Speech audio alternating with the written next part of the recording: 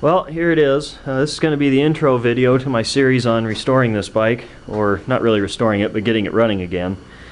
I got parts for it, a lot of parts. I've got 2 sets of exhaust, and that one's a little rotten. I might end up modifying that one. I've got half a spare engine, and the jugs and the top end of this engine are actually on that bike. And I'll show you the parts bike that came off of in a minute. But then I got a box full of miscellaneous stuff, a wiring harness, covers, air filters, stuff like that. But so far, all I've done to this bike is looked it over, and I'm going to need lever, clutch cable, front brake cable. I definitely need a throttle cable, and I'm actually having a lot of trouble finding that stuff for an SL. But the clutch and the throttle should be the same for a CL, a CB, and an SL, because they're all basically the same with different suspension, different body styling. So I think I can find those. It's just the front brake is going to be hard to find because SLs like this one have a longer front suspension. If all else fails, I can just have one made. I can find tack and speedometer cables for it easy enough, but just quick look at this bike. I mean, the paint's okay. It's just got a lot of dents and dings. It's not really that faded. The top of the tank is. I think that's from just washing it with gas. But if I waxed this rear fender, besides the obvious places where it was crashed, I think the paint would actually look really good. You know, I'm not going to be able to fix that stuff, but this paint I think I could bring back to life. I don't think I'm going to repaint it or powder coat it or anything. I just want it to be a survivor bike and be able to run and drive.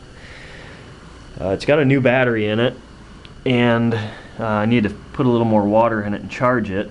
But I just did the ignition, which I'll explain at the end of the video. Carb linkage for the choke needs to be hooked up. I need to get air filters on it. It actually had a Suzuki front sprocket on it, and it was a little loose, and I thought, oh well, crap, the counter shaft is bad. I'm going to have to put a sprocket and a shaft on it. Well, I just get the right sprocket, it'll probably work. The rear sprocket's a little worn out. The cush drive, the rubber that this goes into is shot, so I'm going to replace that. It's going to need tires.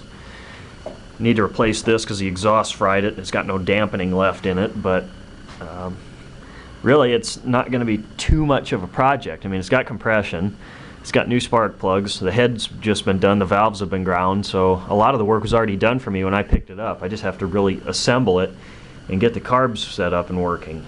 Another thing I just noticed is that it looks like the swing arm is actually repaired, or it had clamps on it on both sides. But I've got another parts bike I'll show you in just a minute that I can take the swing arm off of. But how I set the ignition, you put it on the flat spot of the cam so that this is open to the maximum, and it has to be 16 to 12 thousandths of an inch, and you always want to set it for the bigger one because as the cam wears down they get closer. I also put a little bit of grease underneath it right there. And the way you turn the engine over, which is what I should have said first, you remove this cover and there's a nut on there. You can just put a wrench on it or a ratchet and turn the engine over. Once I had the points set, you take these 2 screws loose here, and then you can turn this plate to adjust the timing. Now there's a little mark here, and then there's a mark inside here on the flywheel, or the rotor, and you take that mark that has a letter F by it and put it on by that ID mark, and then that should be right when your points change state. So I got that set because it was premature.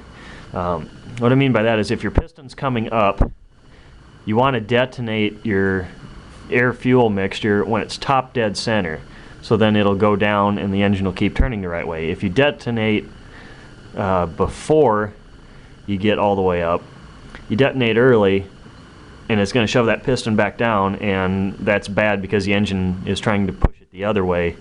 The gas is pushing it back, and then things fly apart and connecting rods go out the bottom of the oil pan. Then you're stuck on the side of the road with a destroyed engine. So I got that all set.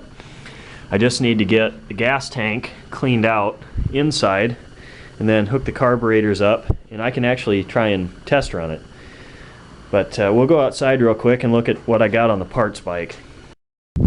Here is the parts bike. 1/10 of the mileage that the other one has, but this bike had a much harder life. The swing arm on this one doesn't look like it's been fixed, so I'm probably going to end up swapping those out. You know, it's got a headlight, rear fender, handlebars. It's got a few pieces I can still use, but a lot of this one's probably going to end up on eBay once I get the other one done and running. Like the frame I don't have a title for, so that'll probably just go to eBay just because I don't want to mess around trying to get a title for it. I don't really need another frame.